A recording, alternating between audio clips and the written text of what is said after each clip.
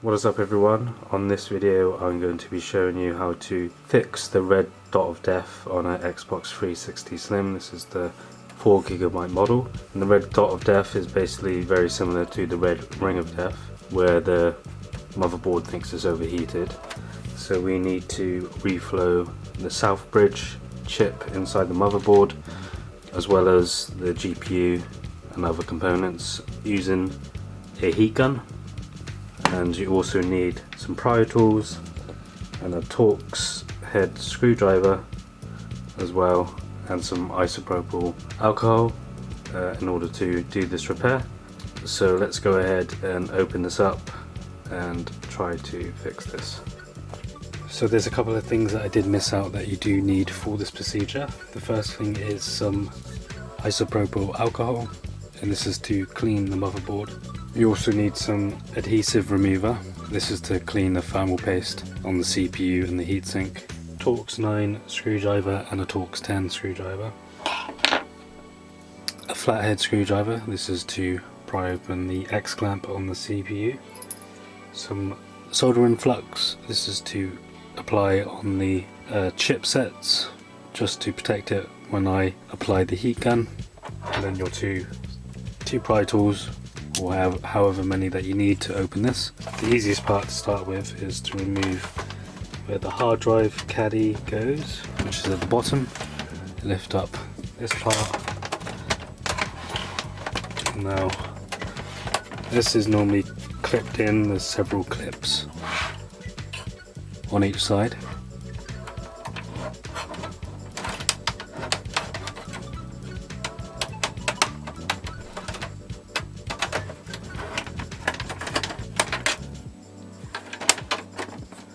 And that pops right out. Now once you get to this bit, there are like 2 clips here. I think there's 2 clips here. Now I have already opened this, so this will be easier than probably what you're going to experience.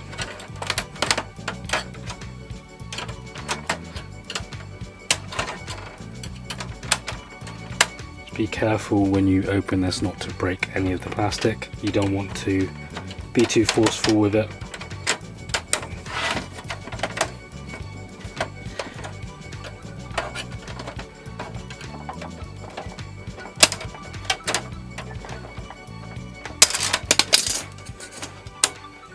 So there's that front plate.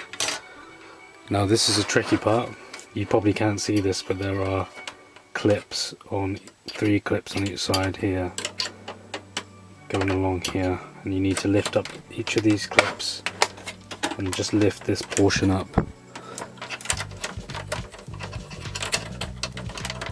Okay, there's 2 here and I think 3 along this side.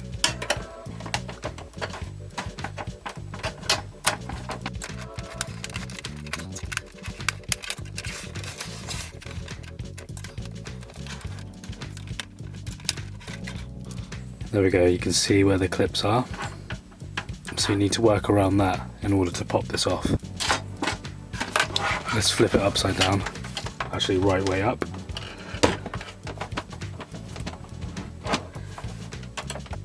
This grill here should be relatively easy to get off.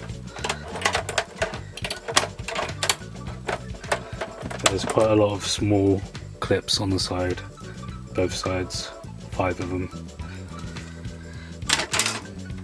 When you reach to this part, this is the same again. You've got 1, 2, 3, and then 3 along the bottom.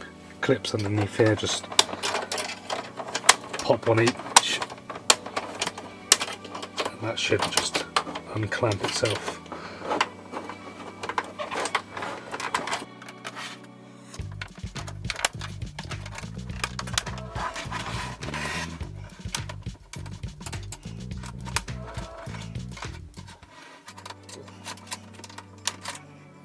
There we go, 3 on each side. So careful when you do this, because you can easily break this plastic or break one of these clips. Now this is another hard step to do because you need to really force one of the sides open. I think the bottom bit is screwed on, so make sure you don't try to remove this bit. This bit should pop out. You see two clips here, and there'll be a clip somewhere along the warranty sticker. As you can see, the warranty sticker should be here, but I have opened this before, so a clip should be hidden underneath here. We can actually remove this Wi-Fi module here actually with T9 screw, I think.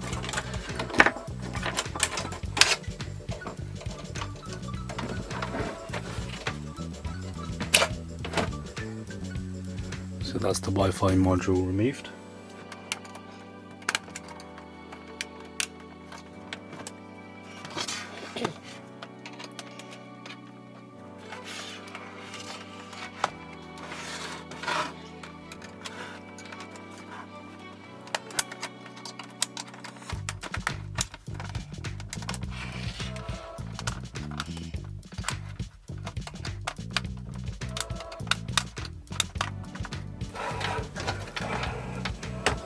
Okay, when you pop these two clips off, try not to damage the lining where it connects here. Of course, you need to remove the warranty seal, so you can just scrape that off. If you need to, you can grab another flathead and just leave it there, so it makes it easier for you to pop this open so it doesn't keep clipping back on.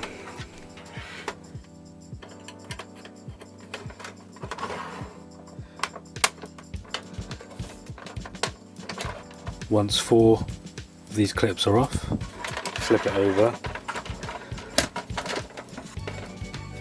and this plate should come off. Like I said, you don't need to try and force the bottom bit off because this is screwed down and you won't be able to actually remove this. This section with the inputs, this plastic bit can just pop out. We need to remove these long Torx screws here. They're actually the black ones, so you got your silver Torx screws and then the black ones hold together this plate here.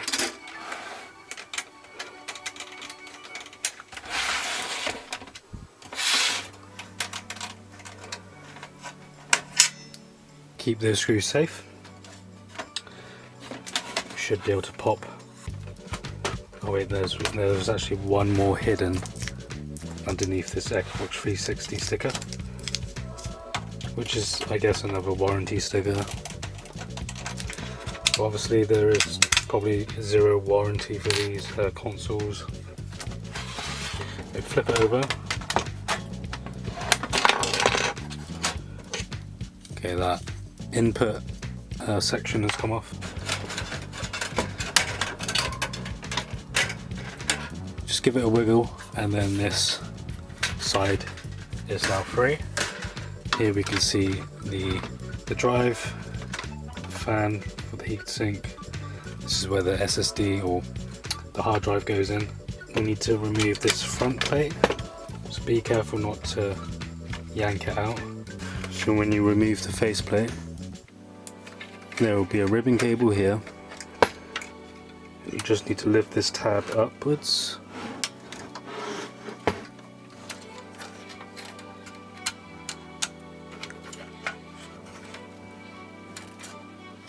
There we go, that's the faceplate removed. Okay, now we can just remove the DVD drive by disconnecting it from the back here. It's not actually screwed down or anything.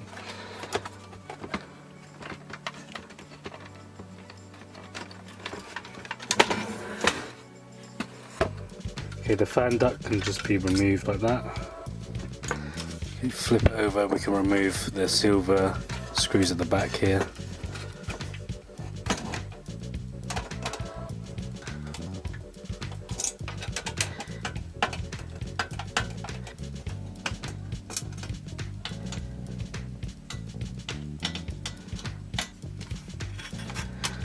There'll be a screw at the back here that's holding the hard drive caddy in place.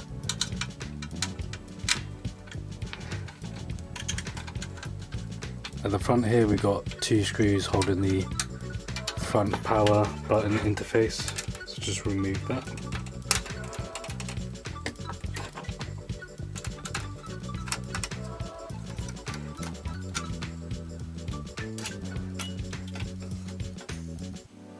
And then we've got another screw here that's holding the SATA connection.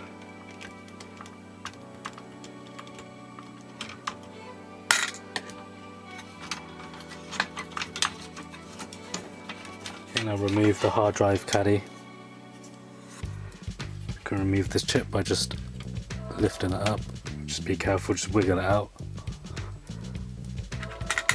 Remove this metal piece holding the drive in place.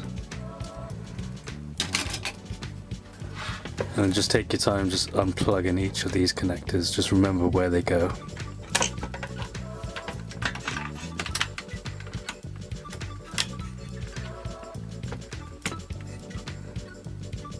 So this is a connection for the hard drive. And then this the SATA for the DVD drive. We need to remove this plastic bit here. It should just be stuck down with some adhesive.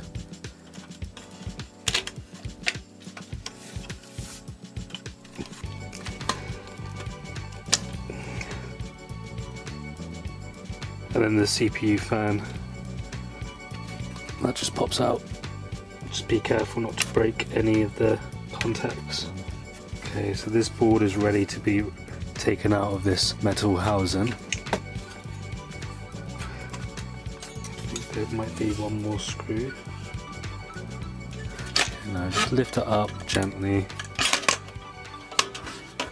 And now we can remove the motherboard. So once the motherboard is off, you can actually remove the fan if you want to, or if you need to clean this fan. I have cleaned this board up, but I will show you how to give it a once over with isopropyl alcohol, just to clean up some of the contacts and stuff. I'm going to leave the fan on when I remove the heatsink, and this is one of the trickiest parts to do because you've got to remove this X clamp without breaking or damaging any of these contacts or resistors on the motherboard. So you want to be very careful when you remove this. Now I find the easiest way is to get a small flathead screwdriver and just place it in between these bits and just kind of lift up gently. So these hooks, you can see these where it's hooked in with the screw, that should pop out.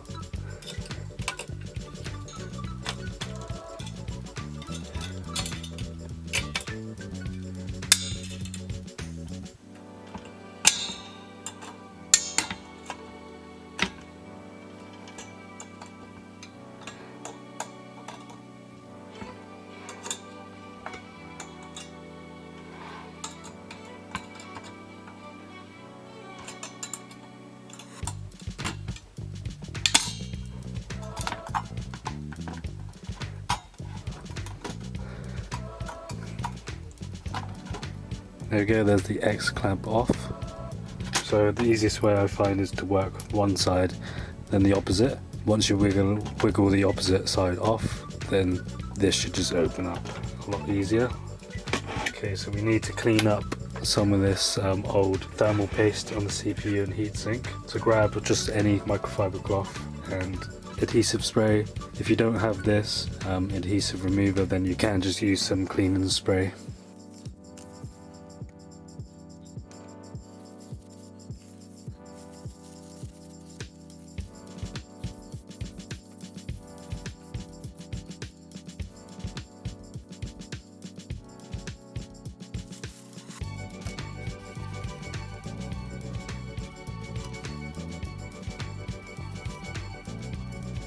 So once you've cleaned up the thermal paste, the board is ready to be dusted off and cleaned.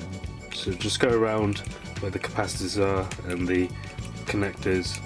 Just get rid of some of the dirt and dust around here, as well as the back. Once you've done that, you need to get a microfiber cloth and just add a bit of isopropyl alcohol, and we're just going to go around the board, making sure that it's all pristine. So the board is all cleaned up and I've got this sat on the metal casing, and it's upside down. So I'm going to start heating this up with the heat gun. I've set this to a low setting. The reason why it's on the metal casing is so that the heat dissipates, and I'm going to put this about a few inches away, and this is going to heat up to around 750 degrees. So I'm going to do this for about a minute, just going around in circles just to heat up the backboard.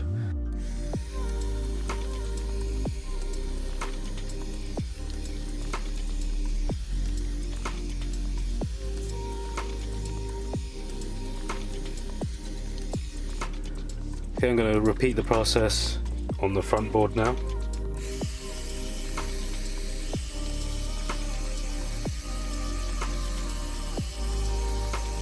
So I've got some flux here, and I'm going to put it around the XE GPU chip, the Southbridge chip, and the HANA chip as well. And this is just to protect the chip, just in case you heat the specific area too much and the heat just travels down.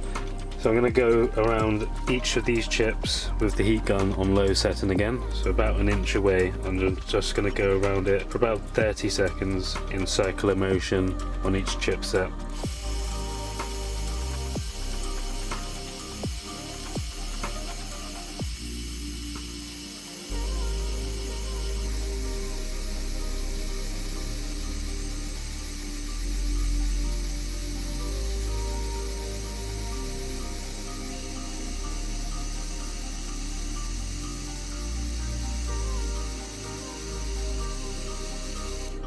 I'm going to heat the board up again, just go around for about a minute, a few inches away again on low setting, just making sure that the board and all the contacts are all heated up nicely.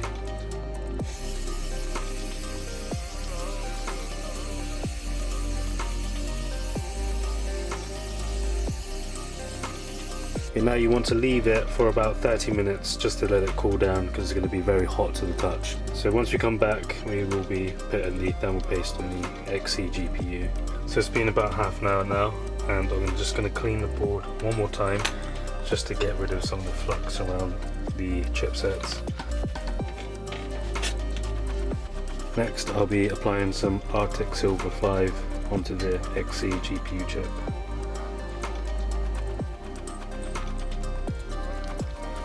And we'll be ready to reassemble the fan and heatsink back on. Remember, the cable goes this way where it connects onto the board.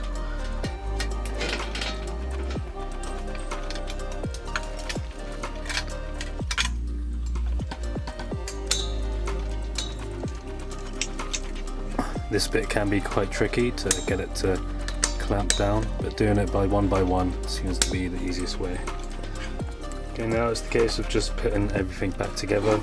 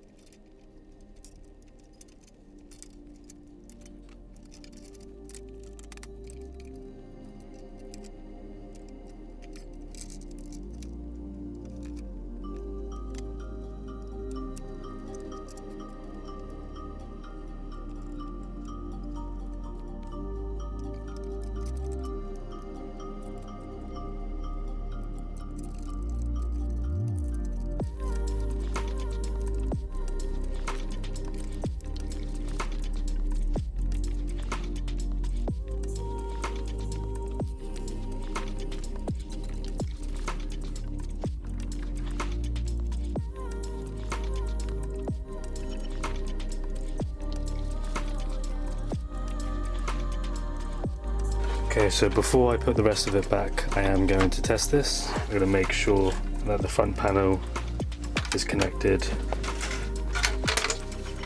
and also the Wi-Fi dongle before I plug this back in. So far so good. I've put on some Vanquish to try.